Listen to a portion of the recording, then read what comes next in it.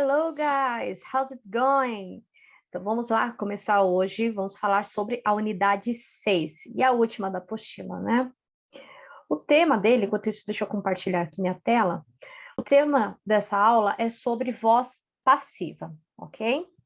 Então, vamos entender primeiro a diferença entre voz ativa e voz passiva.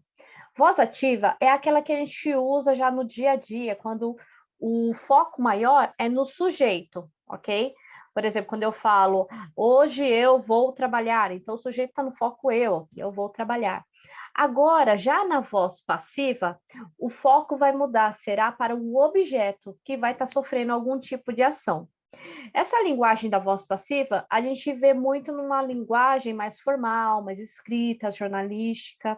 Mas vamos ver algumas situações que ocorrem no dia a dia para a gente ter uma certa noção. Então, vamos lá. O primeiro caso que eu coloquei aqui é quando o objeto é mais importante que o agente. Então, por exemplo, se eu falar da seguinte forma: esta casa foi construída em 2010. Então, o foco aqui está no objeto a casa, não quem construiu, ok? O segundo caso, quando não sabemos quem é o agente, quem foi a pessoa que fez algo. Então, se eu, por exemplo, se eu falar, meu carro foi roubado. Quem roubou? Eu não sei, tá? Então, o foco está sendo no objeto carro. Terceiro, quando falamos de um fato ou um senso comum. Por exemplo, quando eu falo, as regras foram feitas para serem quebradas. Então, é um exemplo desse terceiro caso. Número 4, você não quer apontar nomes e nem deixar o sujeito no ar, tá? Deixar aquela coisa meio em suspense, tá? Isso é feito muito, por exemplo, o professor, quando vai fazer na escola, ele não vai pegar e ficar apontando para a pessoa que foi a culpada de ter feito algo, tá? Então, por exemplo, quando a gente fala o seguinte, erros foram cometidos. Então, eu não estou citando o nome de quem foi que cometeu esse erro, mas eu estou avisando ali para todo mundo que algum erro foi cometido, ok?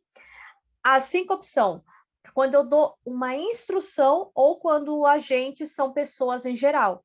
Então, quando eu falo, por exemplo, o formulário pode ser encontrado no balcão. Então, é uma instrução que eu estou dando. E o número 6, quando o agente é óbvio, ok? Por exemplo, quando eu falo o carro está sendo arrumado ou consertado. Quem costuma consertar e arrumar carro, né? Mecânico. Então já é um agente óbvio, ok? Agora vamos fazer aqui alguns passos para a gente conseguir colocar qualquer frase da voz ativa para a voz passiva, tá? Então, primeiro de tudo, o objeto da frase da voz ativa, ele vai se tornar o sujeito na voz passiva, ok? Segundo passo, o verbo to be, a gente vai utilizar ele toda vez quando é na voz passiva, mas a gente tem que tomar um cuidado. Eu preciso ver que tempo verbal lá na voz ativa está sendo usado. Então, por exemplo, se a voz ativa estiver no presente, eu vou ter que usar o verbo to be no presente. Se a voz ativa estiver no passado, eu vou ter que usar o verbo to be no passado. E por aí vai. O terceiro passo é quando o verbo principal que a gente está trabalhando, ele vai ser conjugado no particípio.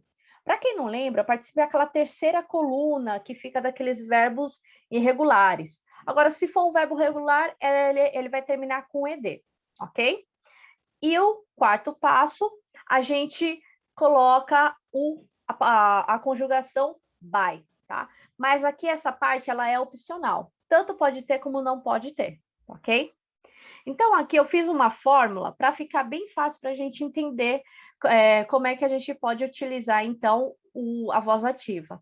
Então, sempre vai ser o objeto, que vai se tornar sujeito, o verbo to be, no tempo verbal correspondente, né, da voz ativa, o verbo principal no particípio e mais o by, se for opcional, se ele vai aparecer ou não, ok? Aqui eu coloquei um exemplo para a gente entender. Então, aqui essa primeira frase, ela está na voz ativa. Mary wrote an email. Então, aqui, como eu tenho o verbo wrote, que é o verbo escrever, ele está no passado, ok? Então, a Maria escreveu um e-mail. O objeto aqui é an email, um e-mail. Então, o objeto é o que vem primeiro. Então, eu coloquei ele aqui, ó. An email. Aqui a frase, conforme a gente viu, não está no passado. Qual que é o verbo to be do passado? Was and were. Só que aqui, no caso, como é a terceira pessoa, né? It. Então, eu tenho que usar o was. Então, a email was. Aqui, o verbo principal é o verbo write. Só que no particípio ele vai ficar written, ok? An email was written by, agora o by que a gente colocou ali na fórmula, Mary. Então, o e-mail foi escrito pela Mary, ok? Então, aqui a gente passou então essa frase da voz ativa para a voz passiva. Agora, vamos ver como a gente aplica isso nos tempos verbais, tá? Para ficar talvez um pouco mais fácil para vocês. Então, aqui, por exemplo, no simple present, tá? Que é no presente simples. Aqui, Tom reads a letter, tá? Ele está na voz ativa. Então, o verbo to be no presente seria o am, are ou is, só que no caso aqui, a letter, ele entra no terceira pessoa, it. Então, eu vou ter que usar is, tá? O verbo read no participle vai ficar read, ok? Então, a letter is read by Tony. Então, uma carta foi lida pelo Tony. Então, aqui já tem a nossa fórmula colocando no simple present. Tem também do simple past, para ficar mais fácil, tá? Eu não vou ler frase por frase, eu quero que depois vocês dêem uma olhada, são as mesmas frases que tem na apostila. Mas se atenta à formulazinha que eu deixei para vocês para ficar mais fácil. Então, objeto, verbo to be no passado, que seria o was ou were, aí você vai ter que colocar de acordo com o seu sujeito, e o verbo principal no participle mais by, ok? Aqui nós temos no present perfect, ok? Então, aqui, eu coloco o objeto, que no caso é o telegram, ok? Have ou has been, vai depender do sujeito também, se eu vou colocar have ou se eu vou colocar has, e depois a palavra been. E o verbo no participle mais o by, se for opcional, que no caso dessa frase a gente não tem. No simple future, no futuro simples, ok? Mais uma vez, objeto, depois will be, para fazer o verbo to be no futuro, will be, e o verbo no participle. Então, aqui, por exemplo, a new lesson will be studied by her, ok? Aí eu coloquei aqui entre parênteses, como é opcional, next week, ok? Aqui no present continuous, então, mais uma vez, objeto, verbo to be no presente, que é o am, are ou is, depende do sujeito, aí eu vou analisar. Been, mais o verbo no particípio com a conjugação by, ok? Como aqui, a message is being written, ok? Depois aqui, no past continuous, o passado contínuo. Então, objeto, mas, was and were, que é o verbo to be no passado, been, mais o verbo no particípio e o by, se necessário, ok?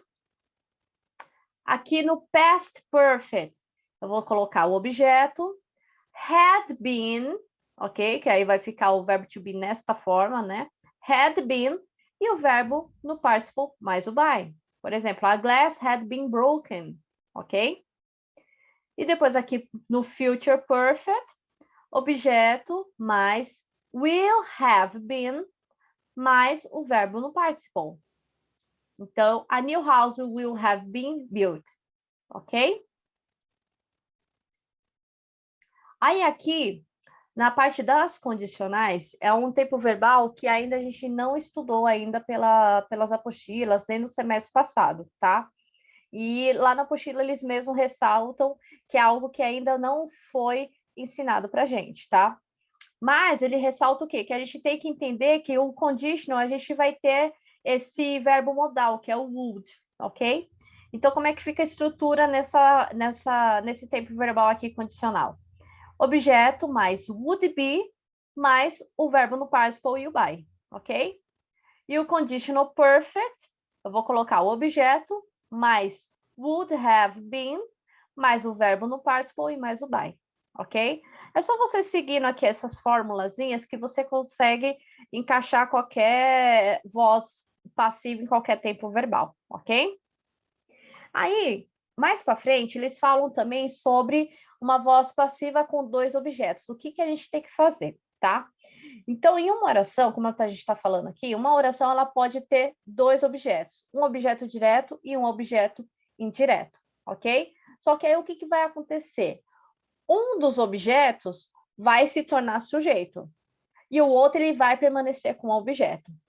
Como, por exemplo, aqui, ó.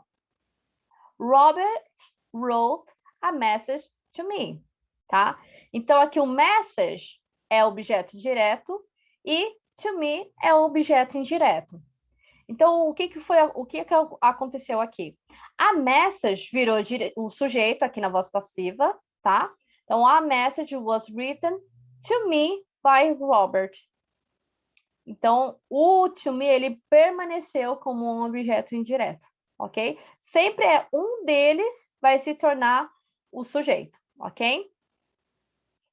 E também, para finalizar, eles falam um pouco sobre voz passiva pessoal e impessoal, tá? Então, aqui quando fala de a pessoa, voz passiva pessoal, ele sempre vai ter um verbo transitivo. E como a gente sabe, o verbo transitivo, ele sempre pede algum complemento. Como por exemplo, aqui, ó. They build houses, ok? Eles constroem casas, tá? E aqui na voz passiva, houses were built. Casas foram construídas, ok? São construídas, desculpa. Ok? Então, a gente precisa de um complemento. A gente sempre pergunta para o verbo, lembra disso? O que foi construído? Casas foram construídas. Ok?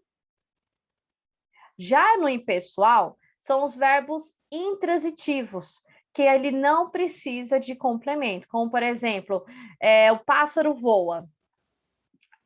A gente não precisa de mais nenhum complemento, só essa frase já passa uma ideia completa, tá? Então, pela regra, a gente não consegue transformar esses tipos de frases em voz passiva, porque ali já é o sentido completo daquela frase, já passa a ideia completa. Mas ele passa algumas exceções, que na língua inglesa, a passiva impessoal, a gente pode utilizar ela com verbos de percepção, tá? Como, por exemplo, o verbo dizer, o verbo saber, o verbo pensar, achar e o verbo acreditar, tá? Então, por exemplo, aqui, uma frase que está na voz ativa, tá? They say that women live longer than men, ok? Então, eles dizem que as mulheres vivem mais tempo que os homens. Para transformar na voz passiva, ela vai ficar da seguinte forma. It is said that women live longer than men, ok? Então, é dito que as mulheres vivem mais tempo que os homens. Então, para transformar na voz passiva impessoal, somente verbos de percepção, que são esses verbos que a gente colocou aqui, ok? Bom, pessoal, então, por hoje nós finalizamos a unidade 6, tá? Mais uma vez, faço um convite especial para vocês, @teacherjulianalopes, ok? Em breve, vou gravar um vídeo para ajudar vocês na produção oral, e junto com ele, vou vir com uma novidade super especial para vocês, ok? Então, é isso por hoje e bye, bye!